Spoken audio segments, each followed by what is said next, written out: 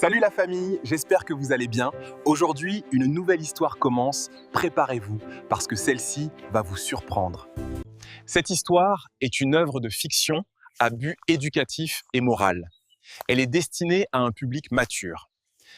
Emballe ta honte et quitte ma maison. Va retrouver ton Dieu. Peut-être qu'il te donnera l'enfant que tu as échoué à me donner. Comment en est-on arrivé là? Et qu'est devenue sa vie après que son mari l'a mise à la porte parce qu'elle était stérile?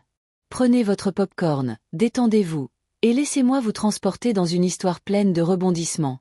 Il n'y a pas si longtemps, dans la ville animée d'Obéa, vivait un homme nommé Shuka. Il était grand, fier et imbu de lui-même. Sa femme, Uju, était une femme douce et gracieuse qu'il aimait de tout son cœur. Mais l'amour seul ne suffisait pas.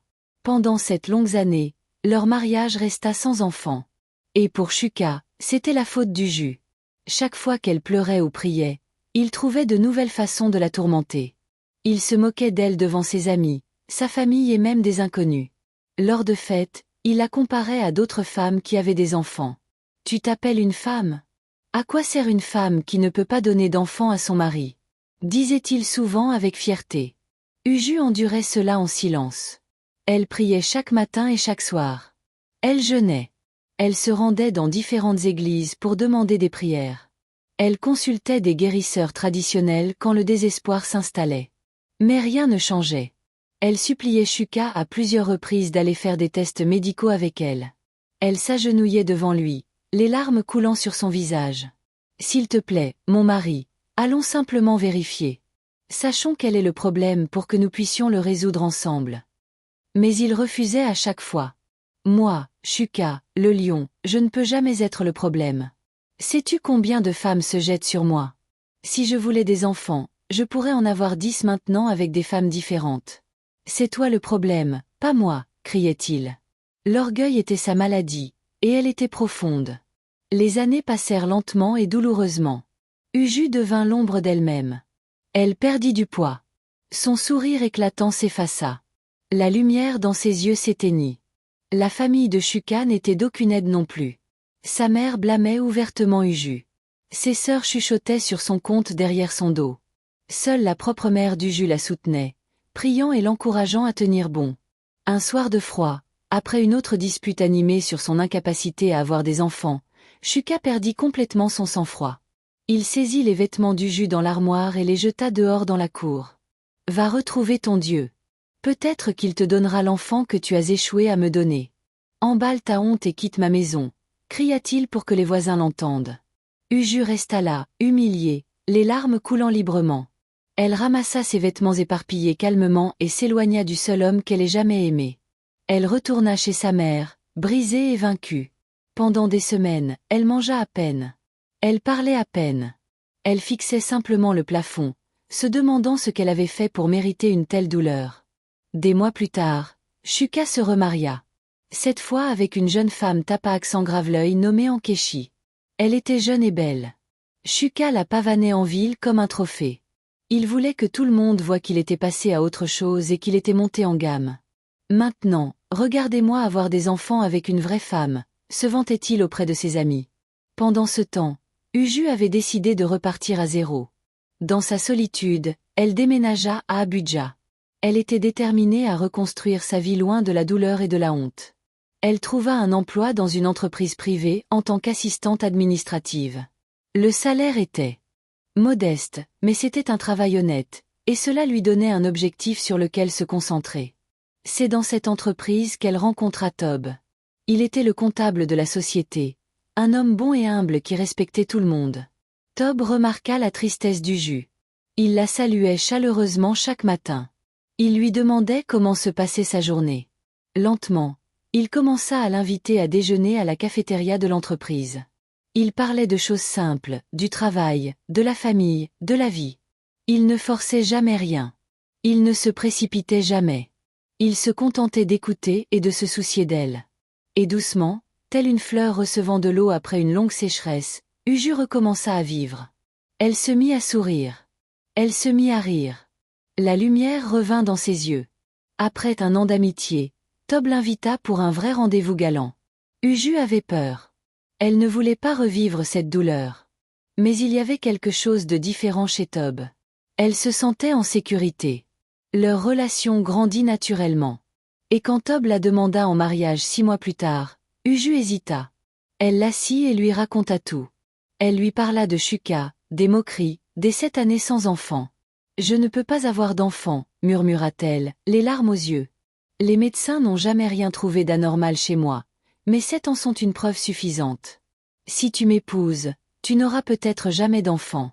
Je ne peux pas te faire ça. » Tob tendit la main par-dessus la table et prit les siennes doucement. Il la regarda dans les yeux et sourit. « Uju, si Dieu m'a donné toi, il m'a déjà assez donné. Les enfants sont une bénédiction, mais ils ne sont pas la seule. Tu es une bénédiction pour moi. Si nous avons des enfants, nous remercierons Dieu. Si nous n'en avons pas, nous remercierons quand même Dieu, mais je ne te laisserai pas partir. » Uju pleura cette nuit-là, mais pour la première fois depuis des années, c'étaient des larmes de joie. Ils se marièrent discrètement lors d'une petite cérémonie avec seulement la famille proche et les amis. Pas de bruit, pas de spectacle, juste de l'amour pur et de l'engagement. La vie fut paisible pendant un certain temps. Uju trouva le bonheur dans les choses simples, cuisiner pour son mari, aller à l'église ensemble, faire des promenades le soir. Elle avait accepté l'idée qu'elle n'aurait peut-être jamais d'enfant et apprenait à vivre avec cela. Puis, 1 an après leur mariage, quelque chose d'étrange arriva. Uju commença à se sentir très fatiguée au travail. Elle s'endormait à son bureau. Elle avait souvent des vertiges. Elle pensa que c'était le stress ou peut-être le paludisme. Un après-midi, elle s'effondra au travail. Ses collègues la transportèrent d'urgence à l'hôpital. Tob quitta son bureau immédiatement et la rejoignit, le cœur battant de peur.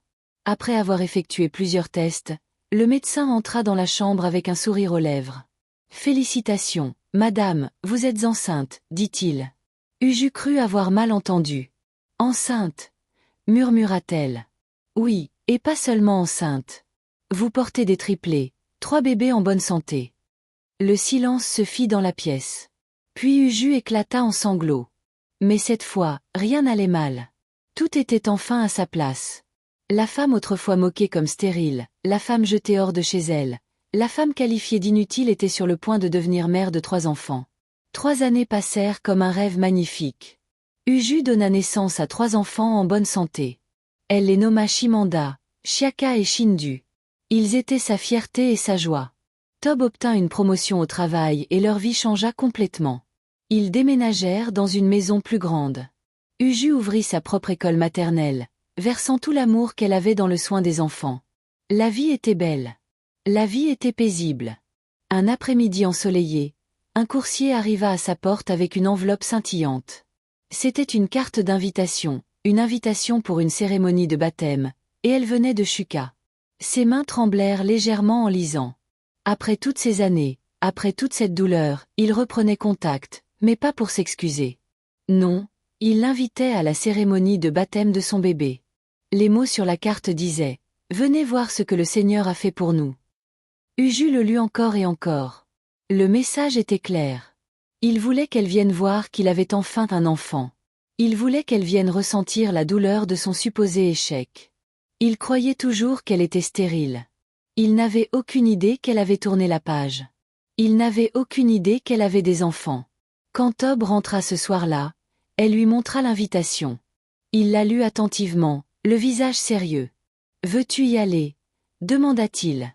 « Je ne sais pas, » répondit honnêtement Uju. « Une partie de moi veut ignorer cela, mais une autre partie sent que je devrais y aller. » Tob réfléchit un instant et regarda sa femme avec sagesse dans les yeux. « Vas-y, ma chère. Parfois, Dieu permet aux moqueurs de devenir des témoins. Laisse-le voir ce que Dieu a fait pour toi. Non pas pour lui faire honte, mais pour lui montrer qu'il s'est trompé sur ton compte. » Uju y réfléchit pendant 2 jours. Elle pria à ce sujet. Et finalement, elle prit sa décision. Elle irait, mais elle irait avec élégance. Elle irait la tête haute. Elle irait avec ses 3 magnifiques enfants. Le jour de la cérémonie arriva. C'était un samedi matin. La concession de Shuka était remplie d'invités. Des tentes étaient installées partout. Un orchestre jouait en direct. Des glacières de nourriture et de boissons bordaient les murs. Shuka n'avait pas regardé à la dépense. Il voulait que tout le monde voie sa réussite. Il circulait en saluant les invités avec Ankechi à ses côtés, portant leur bébé. Il souriait de toutes ses dents, acceptant les félicitations de chacun. Sa poitrine était de nouveau gonflée d'orgueil. Enfin, Dieu m'a béni avec un enfant, ne cessait-il de répéter. Il suffisait de trouver la bonne femme. Vers midi, alors que la cérémonie battait son plein, le bruit d'un moteur de voiture de luxe résonna à la porte. C'était un son profond et puissant qui fit tourner les têtes. Une Rolls-Royce noire et élégante s'arrêta lentement à l'entrée. Le garde de sécurité à la porte se tint au garde-à-vous, ne sachant pas qui pouvait être cet invité important. Tous les regards se tournèrent vers la voiture. Le silence gagna l'assemblée. Le chauffeur sortit le premier et ouvrit la porte arrière. Et alors, telle une reine, Uju sortit. Elle était vêtue d'une robe de dentelle bleu royal fluide. Elle ressemblait à une femme qui avait traversé le feu et en était ressortie comme de l'or. Mais ce n'est pas ce qui choqua tout le monde. Elle tenait par la main 3 magnifiques enfants. 2 petits garçons en tunique blanche assortie et une fille en robe blanche. Ils avaient environ 3 ans, étaient identiques dans leurs traits, manifestement des triplés. Des exclamations parcoururent la foule comme des vagues. N'est-ce pas Uju? L'ex-femme stérile de Shuka. Attendez, sont-ce ses enfants? Les murmures se répandirent comme une traînée de poudre. Les gens se levèrent de leur siège pour mieux voir. Shuka se tenait près de la tente, discutant avec des invités, lorsqu'il entendit le vacarme. Il se retourna et se figea complètement. Sa bouche s'ouvrit de stupeur. Ses yeux s'écarquillèrent. Uju la stérile avec des triplés. Comment? Quand? Marmonna-t-il, incapable de traiter ce qu'il voyait. Son esprit s'emballait. Cela ne pouvait pas être réel. Ce devait être un rêve. La femme qu'il avait mise à la porte, la femme qu'il avait moquée, la femme qu'il avait blâmée pendant 7 ans. Elle se tenait dans sa cour avec 3 enfants. Ankechi, sa nouvelle femme, était assise sous la tente, tenant leur bébé. Quand elle vit Uju, son visage devint pâle. Uju marchait avec grâce. Ses enfants lui tenaient fermement la main, regardant autour d'eux avec une curiosité innocente. Finalement, elle atteignit l'endroit où Shuka se tenait. Il était toujours pétrifié, toujours incapable de parler correctement. Essayant de se reprendre et de sauver la face devant ses invités, il força un sourire. « Uju, tu es venu, je suis surpris de te voir. Et ses enfants? » « Oui. Shuka, je suis venu comme tu m'as invité. Voici mes enfants, mes triplés. Voici Shima, Amanda, Chiaka et Shindu. » Les enfants saluèrent poliment, exactement comme leur mère le leur avait appris. L'esprit de Shuka s'emballait. Il ne savait pas quoi dire. Il voulait poser des questions, mais ne trouvait pas les mots. Finalement, essayant de maintenir son orgueil, il dit « Eh bien, félicitations à toi. J'espère que tu peux enfin voir ce que tu n'as pas pu me donner. Dieu m'a béni aussi. Comme tu peux le voir. » La foule s'était tue désormais, sentant la tension. Ce n'était plus seulement une cérémonie de baptême. C'était une confrontation. Uju sourit calmement. « Félicitations à toi aussi, Shuka. Ton bébé est magnifique. Mais avant que tu ne te vantes trop, je dois te poser une question. Es-tu absolument certain que cet enfant est le tien? » Le silence devint sépulcral dans la cour. On aurait pu entendre une mouche voler. Chaque invité se tourna pour regarder Shuka. Son sourire forcé disparut instantanément. Son visage devint rouge. « Quelle bêtise racontes-tu là, Uju? Quel genre de question est-ce? » La voix d'Uju resta calme mais ferme. « C'est une question légitime, Shuka. Pendant 7 ans, tu m'as traité de stérile. Tu t'es moqué de moi. Tu m'as jeté de ta maison comme une moins que rien. Pourtant, je me tiens ici aujourd'hui, mère de non pas 1, ni 2, mais 3 enfants. Tu as refusé de passer des tests médicaux parce que tu étais trop fière. Tu as insisté sur le fait que le problème venait de moi, mais de toute évidence, tu te trompais sur mon compte. Alors je te le demande encore, es-tu sûre de cet enfant? » Elle fit une pause et regarda la foule. « Peut-être qu'aujourd'hui, tu devrais enfin accepter le test médical que tu as toujours refusé. Un simple test ADN répondrait à tout. Ne penses-tu pas? » Les invités éclatèrent en murmures.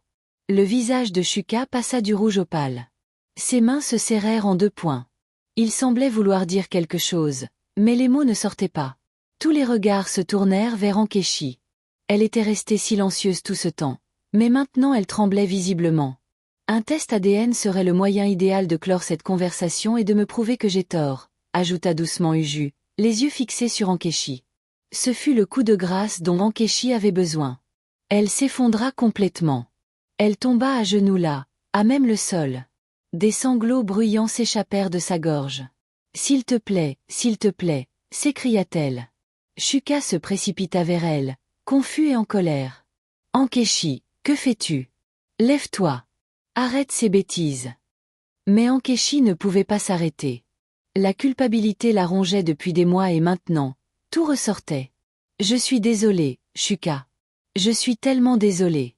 Je ne voulais pas finir comme elle. » Elle pointa Uju du doigt. « Tu refusais de voir un médecin. Tu n'arrêtais pas de dire que tu allais bien. Mais mois après mois, rien ne se passait. J'avais si peur. Ta mère me mettait la pression.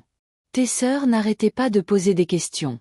Je ne savais pas quoi faire. » La foule se pencha davantage, ne voulant pas manquer un seul mot. « J'étais désespérée, Shuka. Je ne voulais pas que tu me jettes dehors comme tu l'as jeté. Elle. Alors j'ai. Elle parvenait à peine à sortir les mots. Le bébé n'est pas le tien. Je suis désolée. J'ai couché avec quelqu'un d'autre pour tomber enceinte. » La cour explosa. « Qui? » hurla Shuka, la voix brisée. « Avec qui as-tu couché? » Ankechi continua de sangloter. « Le gardien. Ibrahim. Je suis tellement désolée. Je voulais juste te donner un enfant. Je pensais que si je te donnais un enfant, tu serais heureux et nous pourrions simplement avancer. » Shuka recula en titubant comme s'il avait été physiquement frappé. Sa mère, qui était assise à proximité, poussa un long gémissement et commença à pleurer. Le visage de Shuka était un mélange de douleur, de colère et d'humiliation. Son monde entier venait de s'écrouler devant tout le monde. L'enfant qu'il célébrait n'était pas le sien. La femme qu'il avait épousée pour remplacer Uju l'avait trahi. Et pire que tout, cette révélation venait de la femme qu'il avait passé des années à humilier. Il regarda Uju, les yeux remplis de larmes. « Tu veux dire que je ne peux pas ?» bégaya-t-il, incapable de finir sa phrase. La réalité le frappait enfin. Si Uju avait eu des triplés avec un autre homme et qu'Ankechi était tombée enceinte du gardien, alors le problème venait effectivement de lui depuis le début. Uju le regarda, non pas avec haine, ni avec joie face à sa chute, mais avec pitié. Elle se sentait triste pour lui. Triste que son orgueil ait détruit sa vie. « Ce n'était jamais moi la stérile, Shuka. C'était toi. Tu ne le savais simplement pas parce que tu as refusé de chercher à savoir. Tu as choisi la fierté plutôt que la vérité. Et voilà où cela t'a mené. » Sur ces derniers mots, Uju prit les mains de ses enfants. Elle se tourna avec grâce et retourna vers sa voiture. Sa tête était haute. Alors que la Rolls-Royce s'éloignait de la concession, Shuka tomba à genoux dans la poussière. Sa cérémonie si soigneusement planifiée s'était transformée en sa plus grande honte. Leçon de morale.